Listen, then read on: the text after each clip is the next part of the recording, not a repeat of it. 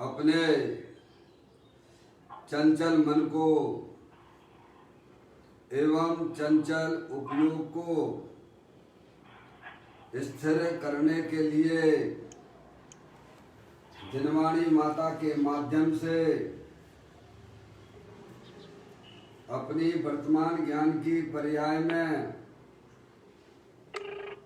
सम्यक भेद ज्ञान उत्पन्न करते हुए कि मेरा ये भगवान आत्मा सदा काल शरीर आदि पर पदार्थों से भिन्न प्रकट अखंड ज्ञान ज्योति स्वरूप है। इस प्रकार सम्यक भेद ज्ञान पूर्वक शरीर आदि पर पदार्थों का लक्ष्य छोड़ के अंतर्मुखी उपयोग के द्वारा मैं तो तीनों काल शरीर आदि पर पदार्थों से भिन्न प्रकट अखंड ज्ञान ज्योति स्वरूप भगवान आत्मा ही हूँ। ऐसा अपने आप को जानो और ऐसा ही अनुभव करो कि मैं वर्तमान में ही शरीर आदि पर पदार्थों से भिन्न प्रकट अखंड ज्ञान ज्योति स्वरूप भगवान आत्मा ही हूँ।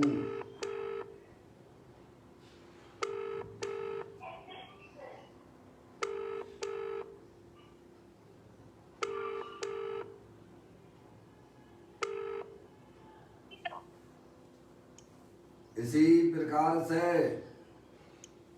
संसार अवस्था में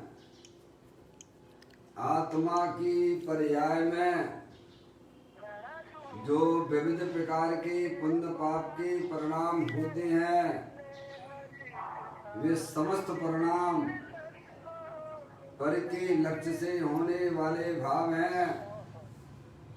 वे हमारे आत्मा का स्वभाव नहीं है। ऐसे समस्त रागादिक परिणामों में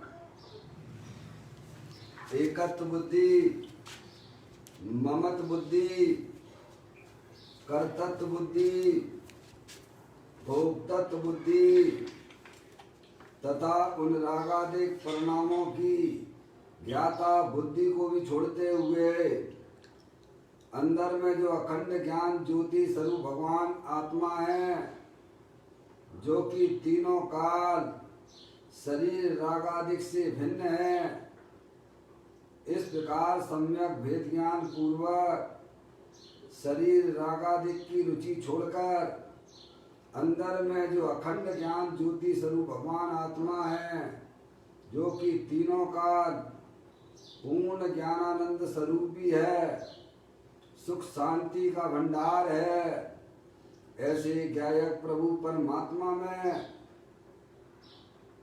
अपनापन स्थापित करते हुए कि मेरा ये भगवान आत्मा सदा काल शरीर रागादिक से भिन्न प्रकट ज्ञानानंद मूर्ति स्वरूप है, ऐसा अपने आप को स्वीकार करना और ऐसा ही अपने आप को देखना कि मैं तो तीनों काल सुख शांति का भंडार भगवान आत्मा हूँ।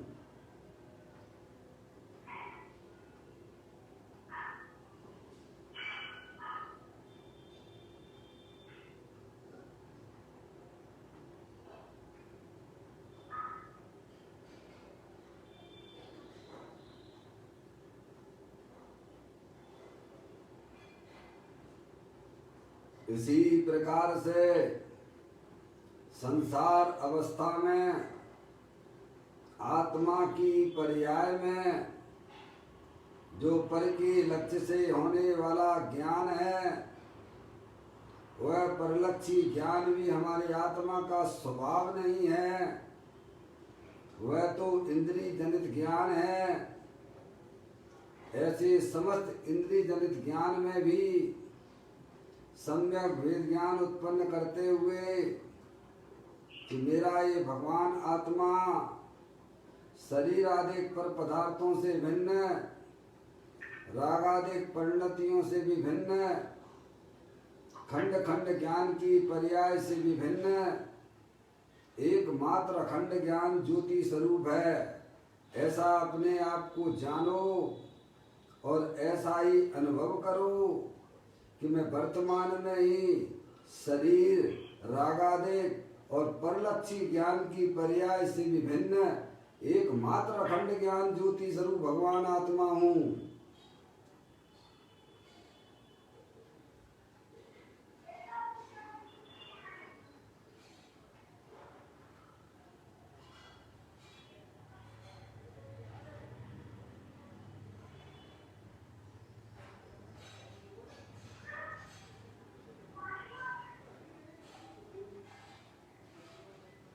मेरे भगवान आत्मा में शरीर आदि पर पदार्थों का प्रवेश नहीं होता है।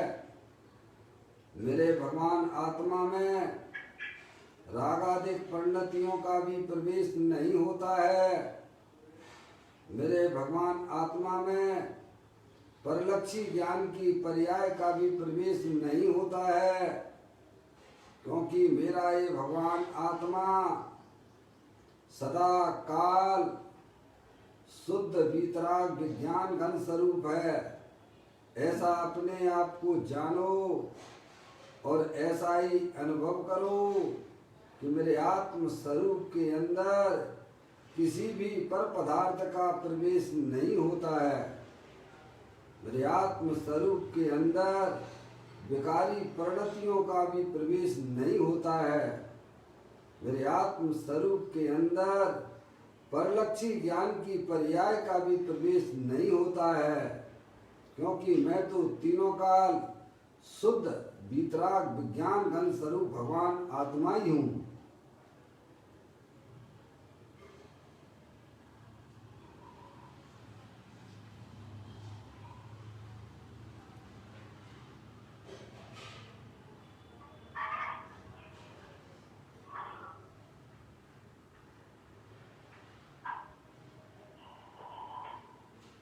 द्रव कर्म, भाव कर्म, नौ कर्म रहित शुद्धात्म स्वरूपो हम। मेरा ये भगवान आत्मा सदा काल ज्ञानावरण आदि 8 कर्मों से रहित है। मेरा ये भगवान आत्मा सदा काल मोह राग देश रूपी पर्याय भाव कर्म से भी रहित है। मेरा ये भगवान आत्मा शरीर आदि 9 कर्मों से भी रहित परम पवित्र शुद्धात्मा हूँ मैं। ऐसा अपने आप को जानो और ऐसा ही अनुभव करो कि मैं तो तीनों काल द्रव कर्म, भाव कर्म, 9 कर्म से रहित एकमात्र परम पवित्र शुद्धात्मा ही हूँ। ऐसा अपने आप को जानो और ऐसा ही अनुभव करो कि इस विश्व में मैं तो एकमात्र परम पवित्र शुद्धात्मा ही हूँ।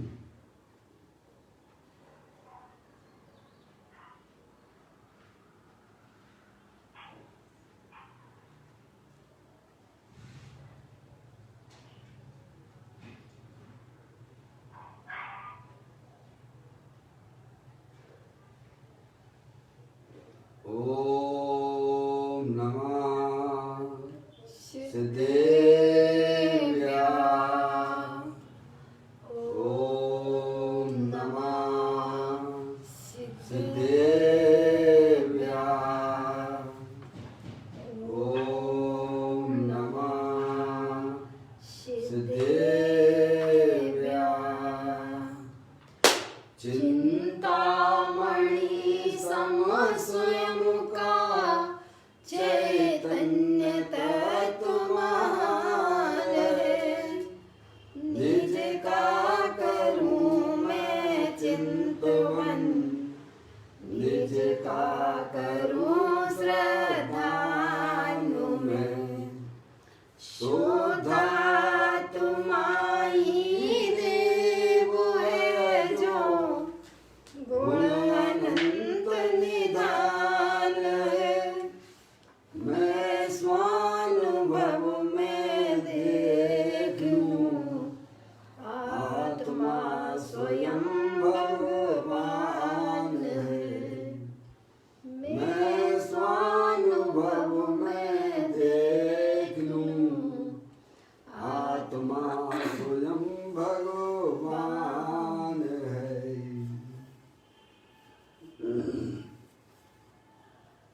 द्रव दृष्टि जनेश्वर और पर्याय दृष्टि विनेश्वर की चर्चा महान ग्रंथ के माध्यम से हम और आप यहाँ इसका स्वाध्याय कर रहे हैं। पुस्तक को आप लोग भी निकाल लीजिएगा। आज का बोल है 910 नंबर का 909 नंबर का बोल है।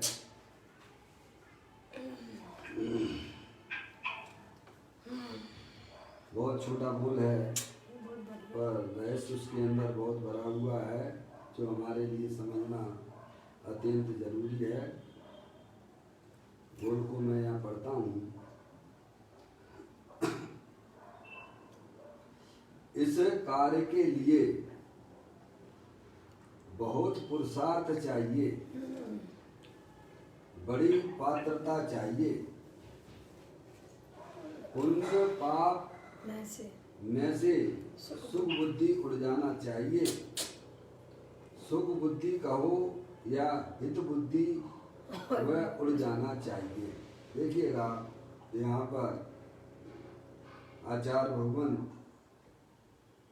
हमें यही समझाना चाहते हैं कि जो 908वें नंबर के बोल में उन्होंने हमें यह समझाया था, बताया था कि मैं तुझे आत्मा की बातें सुनाता हूँ, शुद्ध आत्मा की कथनी करता हूँ, तो तू ऐसा ना सोच लेना कि प्रभु अभी हमारी काल लब्धि नहीं आई है, अभी हमारी कसाई की मंदता होने दो, अभी हमारा व्यवहार तो सुधरने दो, हैं? ऐसी बातें ना सोचना। समझ में आया? क्योंकि मैं तेरी योग्यता देखकर ही यह बात कहता हूँ कि तू जो है अभी अपने आत्मा को समझने की, आत्मा की जिज्ञासा जो तू अंदर में लेके आया है, तो मैं तुझे पात्र रूप में ही देखता हूँ। तेरी थोड़ा ये ध्यान रखिए,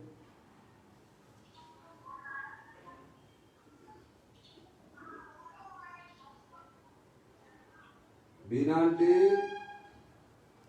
आपके यहाँ से घर में से आवाज आ रही है, थोड़ा देखें। बहुत बढ़िया।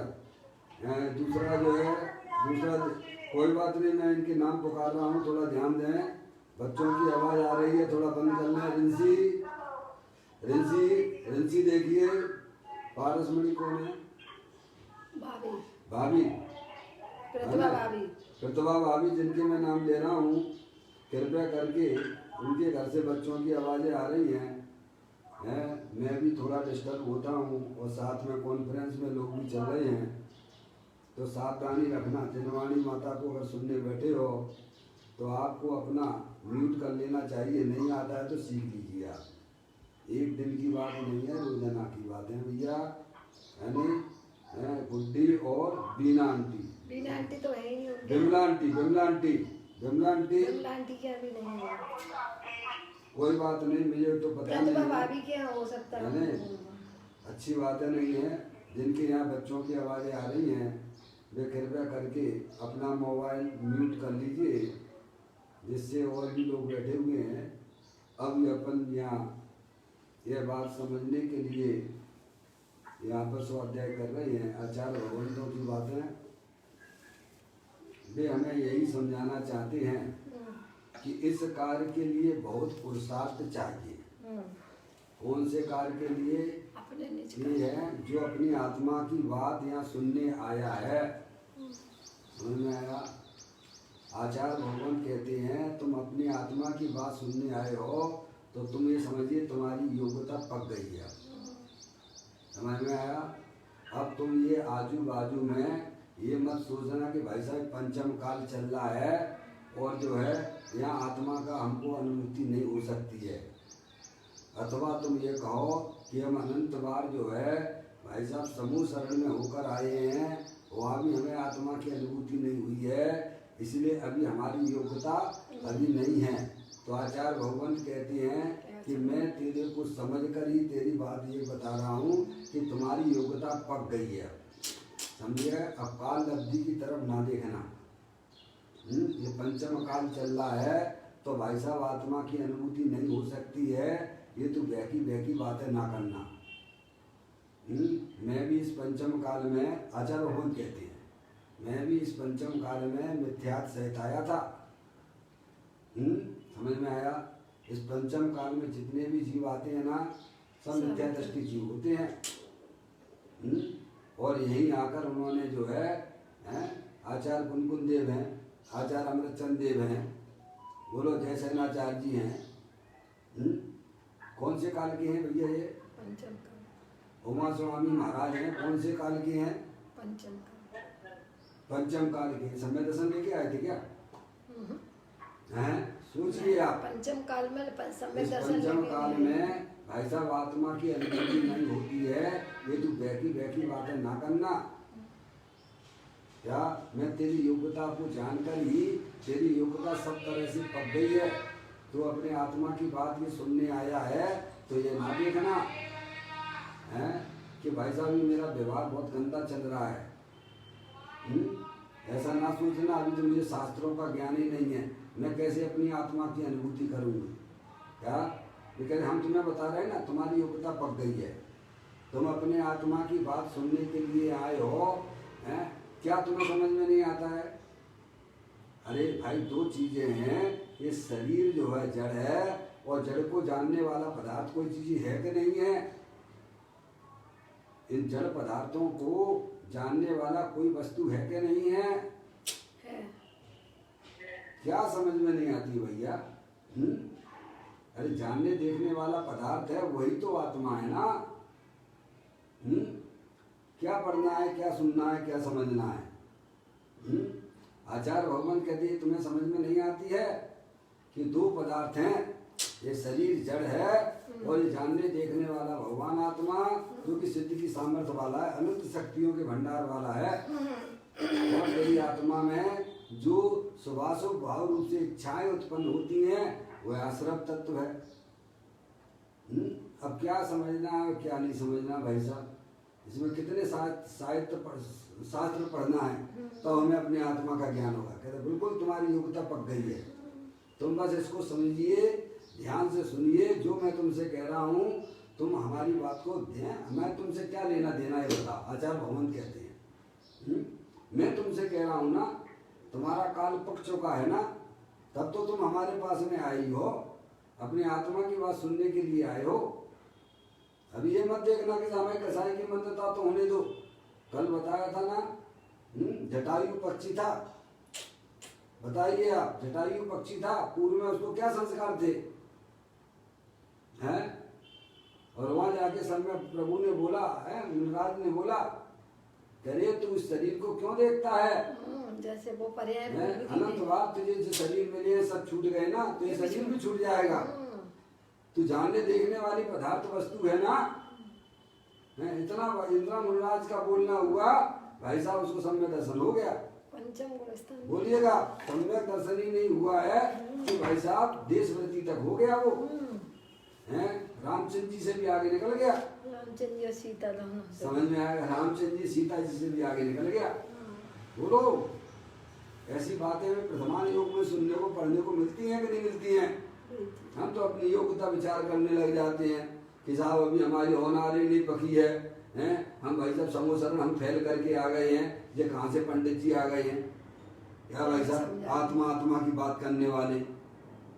अरे तेरा काल पक चुका है। आचार्य भगवान कहते हैं ऐसी बात स्वीकार करने वाला बहुत बड़ा पुरुषार्थी जी होता है। कि साहब मेरी अभी कसाई की मंत्रता तो होने दो, है प्रभु की भगवान की पूजा भक्ति तो करने दो ना, थोड़ा बहुत यात्रा तो करने देना, ऐसा में तब अपनी आत्मा की बातें सुनेंगे, फालतू की बातें ना करो। आचार्य भगवान कहते हैं तुम्हें मेरी बात पे विश्वास है कि नहीं, पहले ये बताओ। आचार परमेष्टियों पर विश्वास करना ये बहुत बड़ा पुरुषार्थ है। वे कह रहे हैं ना, हम तुम्हारी योग्यता को जानते हैं, तुम अभी बैठे बैठे भगवान आत्मा का अनुभव कर सकते हो, तुम मेरी बात पर विश्वास तो करो ना। देखो एक आपके यहाँ पुस्तक है ज्ञानानंद सरापाचार। कौन सी पुस्तक है? ज्ञानानंद सरापाचार। ज्ञानानंद सरापाचार जी है। उसमें गुरु शिष्य की चर्चा के अंतर्गत यह बात आती है। गुरु कहते हैं कि अभी तू वर्तमान में ही मुक्त स्वरूप है। तो शिष्य कहता है कि प्रभु अभी मैं कहाँ मुक्त स्वरूप हूँ? तो वो कहते हैं गुरु तुम जाकर देखो तो सही एक बार, तो मैं कह रहा हूँ ना तुमसे बस कि तुम वर्तमान में मुक्त स्वरूप हो। हैं? शिष्य गुरु की बात की आज्ञा का अनुसरण करता हुआ है भाई साहब अंदर में जाकर देखता है और बाहर निकलते बोलता कि प्रभु आप बिल्कुल ठीक कहते हो। हैं? इसमें बहुत बड़ा पुरुषार्थ है। आचार्य भगवंतों की बात पर विश्वास करना, पंच परमेष्ठी की बात पर विश्वास करना, ये बहुत बड़ी बात है। वे आपकी योग्यता को देखकर ही बात करते हैं। ये तो जटायु पक्षी कह लग रहा था अभी कहाँ से, अभी तो हम ये हैं, अभी तो मैं कीड़े मकोड़े खाता रहता हूँ क्या है? और वो जो है शेर की पर्याय में रहने वाला महावीर भगवान का जीव है, वो बोले कि भाई साहब तो मेरे मुँह में जो है कैसन हिरण है, हिरण का मांस खा रहा हूँ मैं, अभी मेरी काहे की योग्यता आ गई है। अरे जिनको प्रभु की बात पर विश्वास होता है बहुत बड़े पुरुषार्थी जीव होते हैं। भगवान कहते हैं तुम किसी भी पर पदार्थ से प्रेम मत करो, पागल हो जाइए आप। क्या एक बार अंदर में प्रभु के प्रति विश्वास हो, पंच परमेष्ठी के प्रति विश्वास आना और जगत की तरफ से पागल हो जाना। क्या हो जाना? किसी की नहीं सुनना, किसी की नहीं सुनना, केवल पंच परमेष्ठी की सुनना, आचार्य भगवंतों की सुनना, ये सबसे बड़ा पुरुषार्थ है। ये है भाई साहब क्या कहा? देखो कोरोना का काल चल रहा है, चल रहा है कि नहीं चल रहा है? चल रहा है, सबको पता है चल रहा है कि नहीं चल रहा है। अरे बोलो, हाँ तो बोलना ही तो है आपको। है कोरोना का काल चल रहा है, आपने देखा है, पागलों को देखा है। कोरोना के काल में ना वे मास्क लगाते हैं, ना वे सैनिटाइज करते हैं और सड़क पर घूमा करते हैं। उन्हें कोरोना क्यों नहीं होता है? क्या कहा मैंने? अरे बोलो, उन्हें कोरोना क्यों नहीं होता है? ना तो वे मास्क लगा रहे हैं और ना वे सैनिटाइज कर रहे हैं, क्या इस समय, और ना वे सरकार की सुन रहे हैं, और फिर भी उन्हें कोरोना नहीं होता है। समझ में आया? मैं तो आपको बता दूं ना, चले जाओ, हम जाते हैं दूध लेने के लिए, 4-5 ऐसे सब ऐसे घूमते रहते हैं पागल। हमने कि यार इनको कोई कोरोना नहीं होता है क्या है? और इनको ये पुलिस वाले पकड़ के भी नहीं ले जाते हैं क्या? क्यों नहीं ले जाते पुलिस वाले पकड़ के? अरे भाई मास्क नहीं लगाए हुए हैं, सरकार की बात को नहीं सुन रहा है तो उसको ले जाओ ना, उसको पकड़ के बंद कर दो ना। पर क्यों नहीं ले जाते हैं वो? क्योंकि जानते पागल है। क्या जानते हैं? ऐसे ही जिसे अपने आत्म कल्याण करना हो, जगत की तरफ से पागल हो जाना कि मुझे अर्यंत परमात्मा पर, आचार्य परमेष्ठी पर विश्वास है, वे जो कह रहे हैं बिल्कुल ठीक कह रहे हैं। क्या मुझे किसी की नहीं सुनना है, मुझे तो अपने चैतन्य स्वरूपी भगवान आत्मा आचार्य परमेष्ठी कहते हैं कि तेरा काल पक चुका है, अभी तो कसाई की मंदता की तरफ भी ना देखना है। बताओ जटायु पक्षियों शेर की पर्याय से अभी आपका जीवन अच्छा है कि नहीं वर्तमान में? मुझे ये बताइए आप। हैं फिर ऐसा क्यों सोचते हो कि भाई साहब कि अभी जरा कसाई की मंदता हो जाने दो, अभी थोड़ा भगवान की पूजा भक्ति कर लेने दो, हैं अभी थोड़ा स्वाध्याय और करने दो ग्रंथों का। ऐसे करते करते तो अनंत काल निकाल दिया है। आचार्य भगवान कहते हैं जो सरल सहज होता है ना भाई साहब, है वो अपना काम फटाफट कर लेता है। उसमें तो ताला डाल के जो लिया है, उसमें तो ताला डाल दिया। सही में तो देखा जावे हमें पंच परमेष्ठी के ऊपर ही विश्वास नहीं है। बिल्कुल नहीं है। क्या चाहे कितनी भी आप धार्मिक क्रियाएं करते हो अपने मन माफिक हैं, फिर भी आपको पंच परमेष्ठी के ऊपर विश्वास नहीं है, तुम तो दुनिया को दिखाने के लिए करते हो। समझ रहे आप? आत्म कल्याण की जिसके अंदर में भावना होती है, उसे पंच परमेष्टि के प्रति पूर्ण विश्वास होता है, वह जगत में किसी की भी नहीं सुनता है। तो कहते इसमें बहुत बड़ा पुरुषार्थ है वो। कहते हैं इस कार्य के लिए बहुत पुरुषार्थ चाहिए।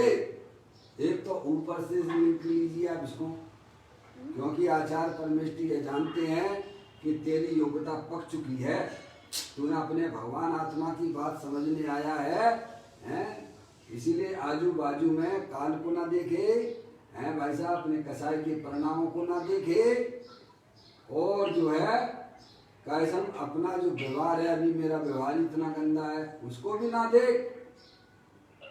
हैं? ऐसा समझना, ऐसी बुद्धि उत्पन्न होना, वह बहुत बड़ा पुरुषार्थ है। समझने आप? और फिर कहते हैं कि बड़ी पात्रता चाहिए। क्या? प्रभु की बात को स्वीकार करना बहुत बड़ी पात्रता चाहिए। हरियंत परमात्मा ने ये बताया कि तुम जानने देखने वाले पदार्थ हो, ये शरीर तुम नहीं हो। क्या? और जो चैतन्य वस्तु है वो तीनों काल सुख शांति के भंडार वाली है। समझ रहे आप? तो बड़ी पात्रता चाहिए इन बातों को स्वीकार करने में। हैं? जो भव्य जीव होते हैं स्वीकार करते हैं, यही तो पात्रता है। और क्या पात्रता है? प्रभु की बात को स्वीकार करना। ऐसे नहीं उठा लाते हो 200 रुपए का जो आप जो मटका लेने जाते हो, कैसे उठा लाते हो? मटका बेचने वाले ने कहा भाई साहब कितने का है? 200 का है। ले 200 रुपए पकड़ो, मैं लेके चल दिया। क्यों भैया? हैं? ऐसे ही उठा लाते हो क्या? वहां अपने ज्ञान में ताकत लगाते हो कि नहीं लगाते हो? हैं? तर्क युक्ति लगाते हो कि नहीं लगाते हो? हैं? उसको बजा के देखते हो कि नहीं देखते हो? क्यों? सब तरफ से देखते हो कि नहीं देखते हो? और उसके बावजूद भी उससे कहते हो कि भाई साहब अगर कोई फूटा निकला तो वापस लाऊंगा। हैं? तो यहाँ भी भगवान कहते हैं हम तुम्हें जो बता रहे हैं, तुम अपने ज्ञान की पर्याय में निर्णय तो करो। क्या? कि जानने देखने वाली जो चैतन्य वस्तु है उसका क्या स्वरूप है? उसका क्या? ये शरीर जड़ है और चेतन वस्तु जो है अमूर्तिक है, सुख स्वरूप है, सुख शांति का भंडार है। अगर सुख तुम्हारा बाहर होता तो आज तक तुम्हें मिल जाता ना, क्यों नहीं मिला? हम कह रहे हैं हम कह रहे हैं तुम निर्णय करो ना। क्या? ऐसी बातों का जो निर्णय करते हैं वास्तव में उनकी बहुत बड़ी पात्रता है। अभी हमको धर्म लगता ही नहीं है। क्या कहा? हमें धर्म कहाँ लगता है? भगवान की पूजा करो, भगवान की भक्ति करो। क्या? और ज्यादा है तो अनुव्रत अधिक पाल लो, तो कैसा हमारा धर्म हो रहा है। भगवान कहते तुम्हें ये धर्म क्यों नहीं लग रहा जो हम तुम्हें बता रहे हैं? अंदर में सम्यक वेद ज्ञान की ज्योति जलाओ, ये तुम्हें क्यों धर्म नहीं लगता है? और जितने भी सिद्ध परमात्मा हुए हैं सब भाई साहब काय के बल पे हुए? बोलो हैं? बोलो भैया। 131वें नंबर की कलश है। 131 नंबर। आचार्य अमृतचंद देव ने तो कहा है क्या? वेद विज्ञान का सिद्धा एक निकेतन। और जितने भी रुल रहे हैं वे सब वेद विज्ञान के अभाव में ही रुल रहे हैं। क्या भाई साहब? जितने भी जीव भाई साहब सिद्धालय में विराजमान हुए हैं उनने सबने अपनी ज्ञान की पर्याय में वस्तु स्वरूप का निर्णय करके कि शरीर जड़ है और मैं चेतनेश्वर भगवान आत्मा हूँ, और ये रागादिक परिणतियां जो शुभाशुभ रूप परिणाम होते हैं हमारे आत्मा में, वे ऊपर ही ऊपर रहते हैं, वे कोई हमारे आत्मा के अंदर प्रवेश करते नहीं है। समझ लें आप? जितने भी सिद्ध परमात्मा अनंत सुखरूप परिणमन कर रहे हैं, परमात्मा सा जिन्होंने प्रकट किए, सब वह भेद विज्ञान का ही प्रताप जानना। ऐसा आचार्य अमृतचंद देव ने हैं? समय सारजी ग्रंथ के संवर अधिकार में 131वें नंबर के कलश में लिखा, आप पढ़ लीजिए आगे आप। ये आपको धर्म क्यों नहीं लगता है? प्रभु की तरफ पर, परमात्मा की तरफ झुकना धर्म क्यों लगता है? प्रभु कहते तुम अपनी आत्मा की तरफ झुको ना। पावरफुल चीज है तो हैं? अब वो हमें धर्म ही नहीं लगता है। तो ऐसे ही डोलते रहोगे, अनादिकाल से डोलते चले आ रहे हो। मनुष्य पर्याय मिली है, उसका सदुपयोग करना, तो ये सबसे बड़ी पात्रता है। कहते हैं बड़ी पात्रता चाहिए इसके लिए, ये स्वीकार करने के लिए, प्रभु की बात को स्वीकार करने के लिए हैं। जो भक्त जी होते हैं स्वीकार कर लेते हैं। फिर कहते हैं पुण्य पाप में से सुख बुद्धि उड़ जाना चाहिए। किसमें से? पुण्य पाप के परिणामों से। हैं? और हम निरंतर वही में सुख बुद्धि मान कर रहे हैं। पुण्य पाप के परिणामों में सुख बुद्धि मतलब क्या है? तो पाप के परिणामों में, हिंसा में, झूठ में, चोरी में, कुसील में जो धच पच रही हो, क्या वो आत्मा दुखी हो रहा है, मर रहा है, कट रहा है 24 घंटा। समझ गए नहीं आप? हिंसा के, झूठ के, चोरी के, कुसील के परिणामों में, और वहां उसे लगता है नहीं साहब है, समझ गए नहीं आप? ये नहीं करेंगे तो जो हमारा, कैसे हमारा कल्याण होगा? कल्याण हो रहा तेरा क्यों? जिस समय आत्मा की पर्याय में पाप का परिणाम होता है, उसी समय उसकी पर्याय में अशांति हो जाती है, उसी समय। समझ में आया? और पुण्य के परिणाम में, पहले पाप के परिणाम में सुख बुद्धि, क्या सुख बुद्धि यानी है कि भाई साहब संयोग इकट्ठा करो सुखी हो जाएंगे। एसी लगा लो गर्मियों के दिनों में तो सुखी हो जाएंगे। हो रहे हो तुम? क्यों? सर्दी पड़ रही है, रूम हीटर लगा लो। कौन सा परिणाम है ये? पाप रूप है। वो पैसा इकट्ठा कर लो, कैसे हम सुखी हो जाएंगे? ऐसी जो सुख बुद्धि पड़ी हुई है पाप के परिणामों में। समझ में आया भैया? तो कहते हैं पुण्य पाप में से सुख बुद्धि उड़ जाना चाहिए कि भाई साहब सुख तो अपने आत्मा में है। ये पंच परमेष्ठी ने हमें बताया है और हमने भी अपनी ज्ञान की पर्याय में निर्णय कर लिया है। भगवन में जीवर चुका कण कण को जीवर भर देखा।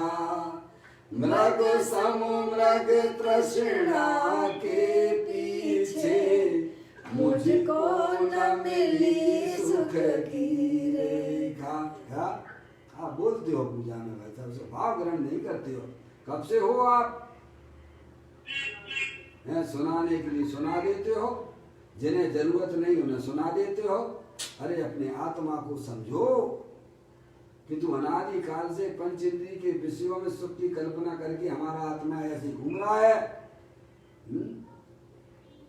भोजन कर लेंगे तो मैं सुखी हो जाऊंगा, रुपया पैसा इकट्ठा कर लो तो मैं सुखी हो जाऊंगा, घर में अनुकूल संयोग इकट्ठा कर लो तो मैं सुखी हो जाऊंगा। है भाई साहब, ये तेरी मान्यता झूठी है। क्योंकि पर पदार्थ में तेरा सुख नहीं है, सुख तो तेरे आत्मा में है। ऐसी बात स्वीकार करना ये भाई साहब बहुत बड़ी पात्रता वाली बात है कि मेरा सुख अरे सिद्ध परमात्मा में भी नहीं है।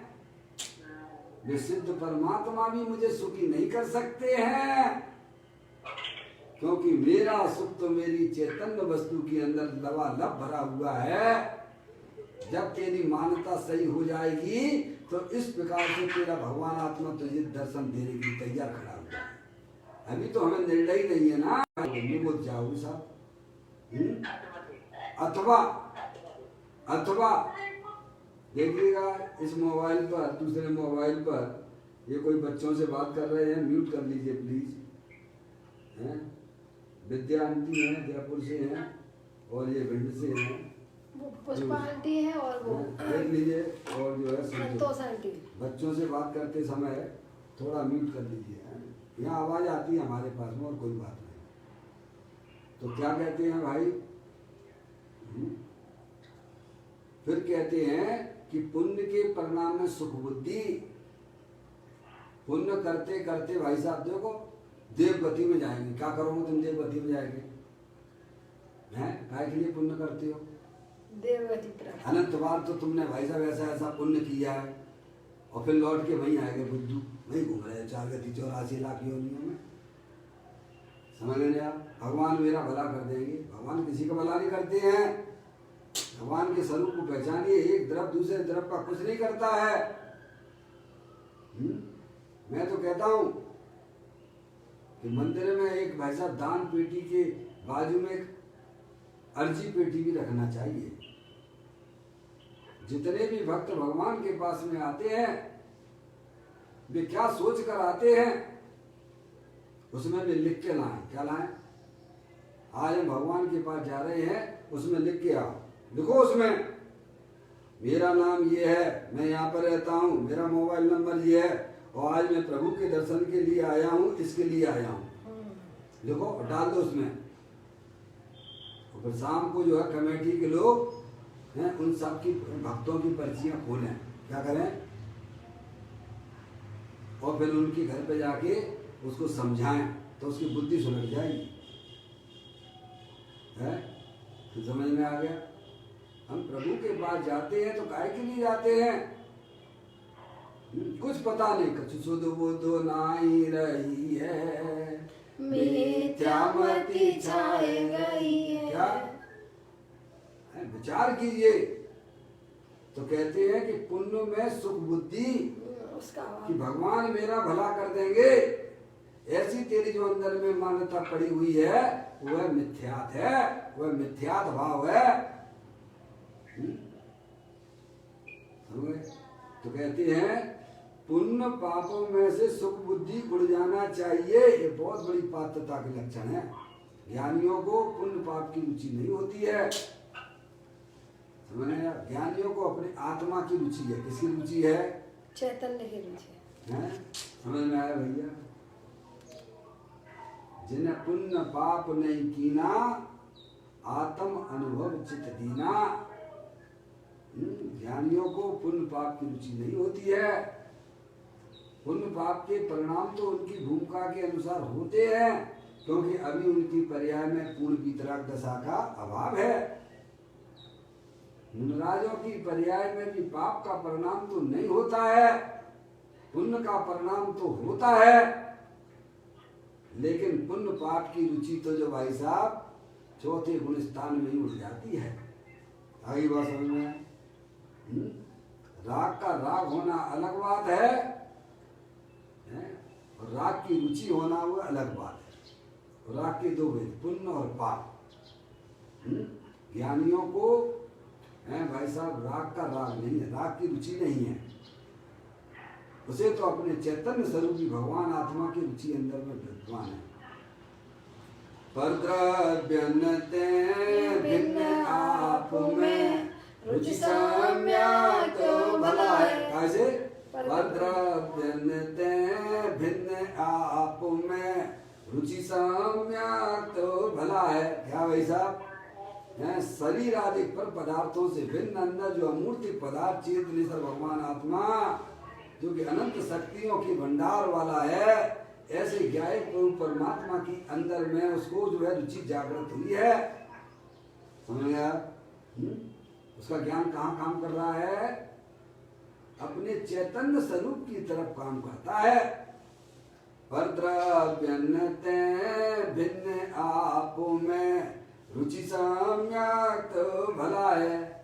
आप रूप को जाने पनोसो सम्यक ज्ञान कला है। क्या है सम्यक ज्ञान? क्या है?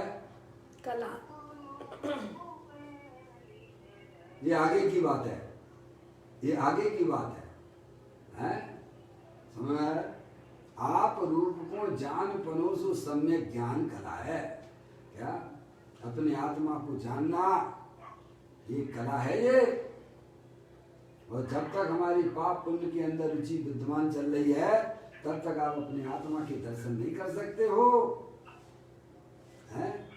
हमें सम्यक दृष्टि जीव है, हैं, उसको इतना काम तो उसको हो गया, प्रभु की बात पर विश्वास है और उसने अपनी ज्ञान की पर्याय में निर्णय किया है कि प्रभु ने जो बताया है ऐसी ही मेरी चैतन्य वस्तु है, यही मैं हूँ। समझ गए आप? और किंचित चारित्र का परिणाम भी उसकी पर्याय में अभी विद्यमान हो गया है, लेकिन वह जगत के लोगों को दिखता नहीं है।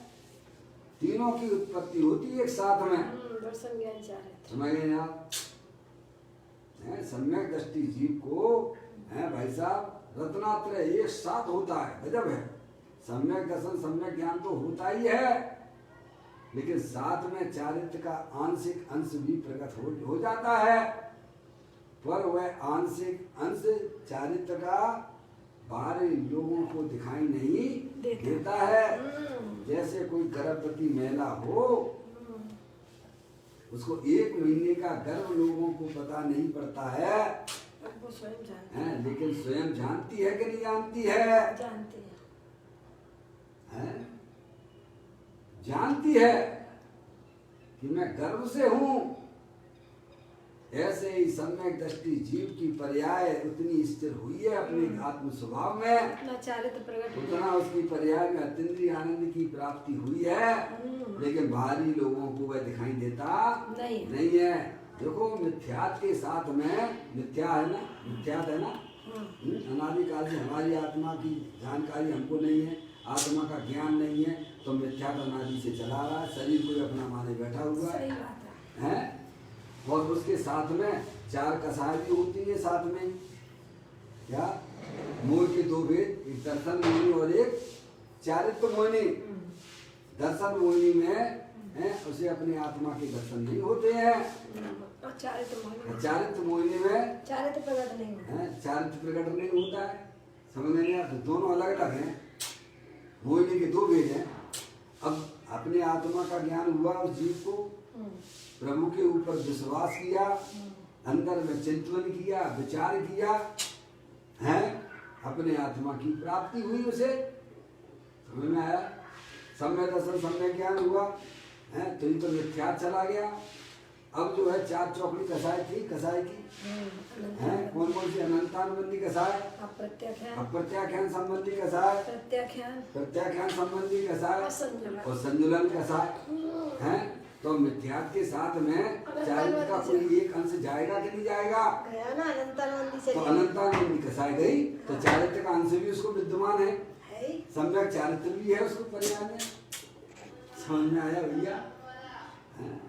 बहुत ही सुंदर तत्व है भाई, बहुत बड़ा पुरुषार्थ चाहिए प्रभु की बात को स्वीकार करना, ये कोई सामान्य बात नहीं है। सही बात है, कह ही रहे ना, बहुत पुरुषार्थ चाहिए। कहते हैं भगवान कह रहे हैं कि पुण्य पाप में से सुख बुद्धि उड़ जाना चाहिए, कि पाप के परिणामों से मेरा कल्याण तो कभी होगा नहीं है भाई साहब, पुण्य के कार्यों से भी। और पुण्य भी कैसा है, वह भी कैसा हमारे लिए ज्ञानी जीवों की पर्याय में। मैंने कहा राग होना अलग बात है, राग का राग होना, राग की रुचि होना वह अलग बात है। सही बात। समझ में आया? तो यहाँ कहते हैं कि पुण्य पाप में से सुख बुद्धि उड़ जाना चाहिए। क्या भाई साहब? मेरा भला पाप की तरफ है, हिंसा झूठ चोरी कुशील परिग्रह संयोगों की तरफ भागना, ये हमारी सबसे बड़ी मूर्खता ही है। अभी तो पाप में भी भरा है बस भाई। मैं समझ में आया? और भगवान हमारा भला कर देंगे, यह मान्यता भी ज्ञानी जीवों को छूट जाती है, क्योंकि भगवान ने ये कहा है कि तुम्हारा जो है कैसा कल्याण, तुम्हारी आत्मा अपनी आत्मा को पहचान कर उसका आश्रय लोगे तो तुम्हारा कल्याण होगा, ऐसा भगवान ने कहा है। भगवान की आज्ञा को भी नहीं पहचानते। आचार्य परमेष्ठी क्या कहना चाहती हैं, कैसा होंगे आप? परंतु बोले जो अपनी आत्मा की शरण लेता है तो उसके बीच में जब पुण्य आता है, परंतु वो तो रहता है, इसमें क्या दिक्कत है? जा रहे हो तो बीच में बहुत सारे गांव शहर मिलते हैं, तो उतर जाते हो वहाँ पे क्या? बस हमारा लक्ष्य, अपना लक्ष्य निर्धारित करो। सबसे पहले अपने पंच परमेष्ठी पे विश्वास कीजिएगा, बिल्कुल। और फिर उन्होंने जो आप डॉक्टर पे विश्वास करते हो नहीं करते, अपना इलाज कब कराते हो बताओ? विश्वास होता है उसी डॉक्टर से कराते हैं, चाहे कोई से नहीं कराते। जब आपको विश्वास होता है डॉक्टर जो है इसने कई लोगों को ऐसा निरूप कर दिया है, मेरे को भी ऐसा ही रोग है और ये मेरे को जो दवाई आधे तो आप वैसे ठीक हो जाते हो। समझ में आया भाई साहब? आप बिना निर्णय के तो पहुंचते नहीं हो उसकी दुकान पर, डॉक्टर की दुकान पर, वहां भी तो आप निर्णय करके जाते होगे। समझ आया? ऐसे ही ये पंच परमेष्टि है भैया, ये हमारे लिए का इस समय वेद के समान है। आपको अपना इलाज करना, आप बोलते हो पूजा में, बोलते हो नहीं बोलते हो?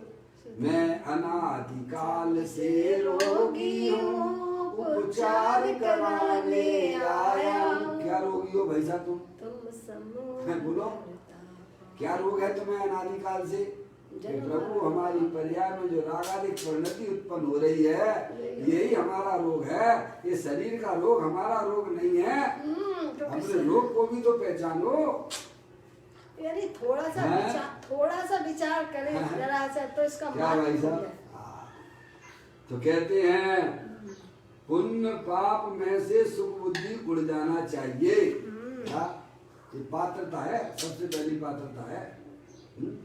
फिर कहते हैं सुख बुद्धि कहो या हित बुद्धि है, यह उड़ जाना चाहिए। क्या हित बुद्धि? यानी कि इधर इधर पंच इंद्रिय के विषयों तरफ भागने पर हमारा अहिति होगा। और भगवान तो भला किसी का करते नहीं है, भगवान तो हमारे मार्गदर्शक हैं, हमको बताने वाले हैं। भगवान की बात को समझकर आगे बढ़ना। आपको कोई है व्यक्ति बता रहा भाई साहब इधर जाना, हमको कोमटगिरी जाना है, तो उसने कह दिया भाई साहब इधर चले जाइए आप। नहीं साहब आप हमारे साथ में ही चलिए। अरे भाई अच्छी बात है? अरे आपने इतना ही बता दिया, मैं तो भूल गया था कि किधर जाना था, आपने इधर बता दिया, बस इतना ही बड़ा उपकार है। देखो सही रास्ता बताया, सही रास्ता। अनादिकाल से मैं कैसे में, अनादिकाल से कैसे में हमारा आत्मा विपरीत रास्ता ही पे जा रहा था। कहाँ जा रहा था वो लोग? इधर दौड़ लगा रहा था पंच इंद्रिय के विषयों में सुख मान के। अब आप यहाँ आए हो, जन्म मरण नित्य करते करते काल अनंत गमाए, आज हम जिन राज तुम्हारे द्वारे आए। अरे आचार परमिष्टि पंच परमिष्टि का मिलना ये हमारे लिए बहुत ही पुण्य, महान पुण्य का उदय है। और उनकी बातों को सुनना। क्या भाई साहब? जो पंच परमेष्टि की उपेक्षा करते हैं वे सब जगह उपेक्षित होने वाले हैं, उपेक्षित ही रहेंगे, उनकी कोई नहीं सुनने वाला है। मनुष्य पर्याय में समझ जाने वाली बात है। अपने आत्मा को पहचानिए। प्रभु ने जो बताया है कि तुम जानने देखने वाले चेतनेश्वर भगवान आत्मा हो, जगत में कोई समझदार है तो भाई साहब आप हो, बाकी तो 5 तरफ बेवकूफ हैं। क्या उदिगल धर्म अधर्म आकाश काल तो बेवकूफ हैं। विश्व किसे कहती है? जाति अपेक्षा छह। अरे विश्व किसे कहते हैं? जाति अपेक्षा छह। जाति अपेक्षा 6 द्रव्यों के समूह को विश्व कहते हैं। तो इन 6 द्रव्यों में समझदार कौन है? मैं ही हूँ। अरे एक जीव द्रव्य है, एक पुद्गल द्रव्य है, धर्म द्रव्य है, अधर्म द्रव्य है, आकाश द्रव्य है, काल द्रव्य है। इसमें समझदार कौन है? नहीं। और भाई बेवकूफ हो रहा है भाई पर जिन्हें अकल नहीं है मिलके पीछे भग रहा हुआ है। देखो तो कैसे भाई बेवकूफ हो रहा है, गजब हो रहा है। देखो तो दिया तले अंधेरा हो रहा है भैया। बिल्कुल कलबंद है भाई, बेवकूफन के पीछे। आपको ये बातें हमारे पंच परमेष्टि के द्वार पर ही सुनने को मिलने वाली है। तो भगवान कहते हैं कि तुम चेतनेश्वर भगवान आत्मा हो, तुम अभी आगे पीछे ना देखो कि सारे पंचम काल में नहीं हो सकता है। ऐसे भी आपको कहने वाले मिल जाएंगे कि भाई साहब मैं निर्वस्त हो गया हूँ, मैंने सारे कपड़े उतार दिए, मुझे ही आत्मा की अनुभूति नहीं हो रही है। तो कपड़ा पहनने वालों को कहाँ से होगी? क्या कहा भाई साहब? तुम जगत की तरफ से बंद कर दो, देखना बंद करो, कान सुनना बंद करो। भगवान कह रहे हैं ना, भगवान की आचार परमेष्टि कहते हैं कि 4 गतियों में सम्य दर्शन की प्राप्ति होती है। नरकों में हो सकता है सम्य दर्शन, नरकों में हो सकता है। 3 गति के जीव भी देश वृत्ति हो जाते हैं, देवगति में होता, मनुष्य पर्याय में नहीं होता आत्मा की अनुभूति। बोलो। ये तेरी मान्यता झूठी जैन है। दर्शन से विरुद्ध है, समझ गया? त्रियन जगति के देश वृत्ति हो जाते हैं, तुम सम्यक दर्शन ही नहीं हो सकता, तुम्हें आत्मा की अनुभूति नहीं हो सकती है, हैं? इसीलिए कहते हैं कि तुम अब बिल्कुल सही जगह आ गए हो, तुम्हें अंदर में अपनी आत्मा की कल्याण की भावना है, और यहाँ जो है तुम्हारे आत्मा के स्वरूप को समझाया जा रहा है। अब तुम किसी की तरफ ना देखो, किसी की बातें ना सुनो, हैं? 6 महीने कितने? 1-6 महीना कहना मेरा मान ले। 34वें नंबर का कलश है समय सारथी में। वे कहते हैं कि 6 महीने, अधिक से अधिक 6 महीने हैं। आप डॉक्टर बनने में, इंजीनियर बनने में, बिजनेस संभालने में कितने महीने लगते हैं आपको? महीने सालों निकाल देता हाँ है। भैया, कितने साल लगते हैं डॉक्टर बनने में, डॉक्टर इंजीनियर बनने अपने में? आत्म 25-25 कल्याण के लिए आचार्य भगवान तुमसे कह रहे हैं Only 6 महीना। अधिकतम 6 महीने कह रहे हैं, अधिकतम हैं? कम से कम तो अंतर्मुख में हो जाता, एक समय में काम हो जाता भाई साहब, समझ में आया? हैं? इतना समय भी अपनी आत्मा के लिए ना दोगे, हैं? वे कहते 6 महीना भैया जगोवासी तुम उदास हो के जगसो, एक 6 महीना के नो मेरो मान ले बस। पर जी एक क्षण नहीं मानने को तैयार हो रहा ध्यान से है। सुनना, अब किसी के बहकावे में ना आना।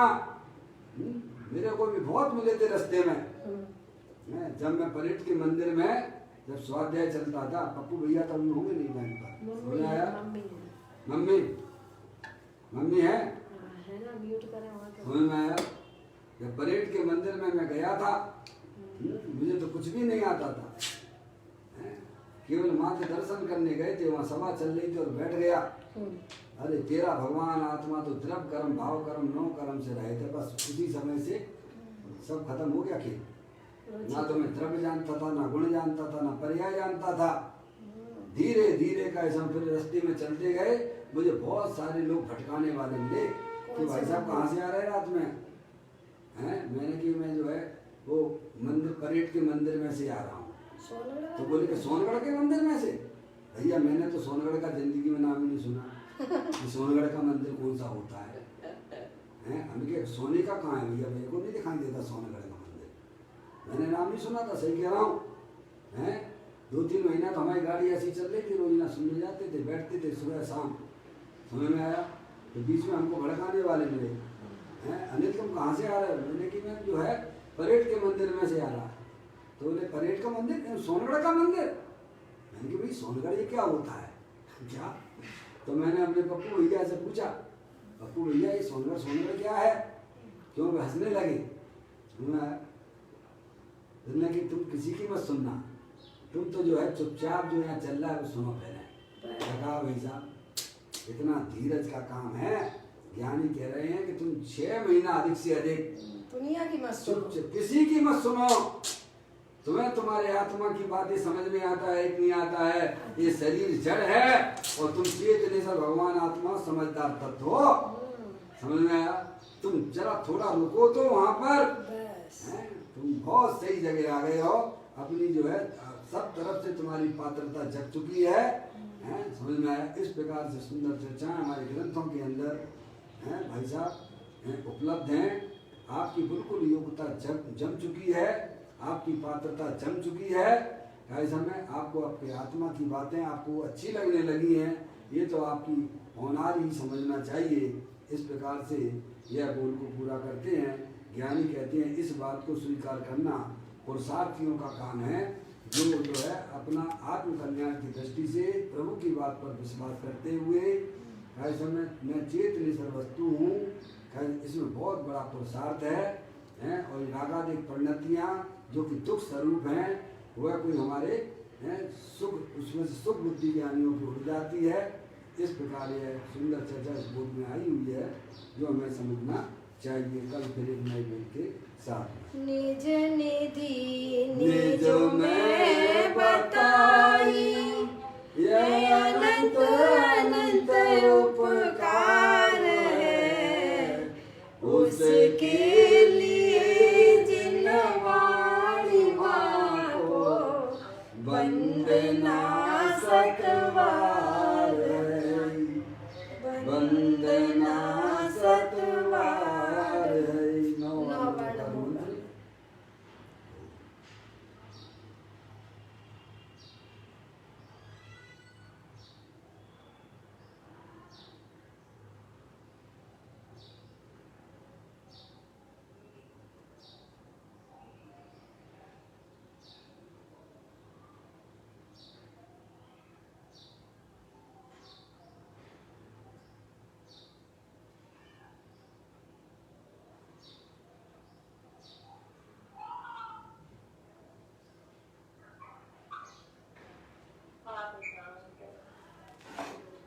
बोलो द्वादशायन जिनवाणी माता की जय।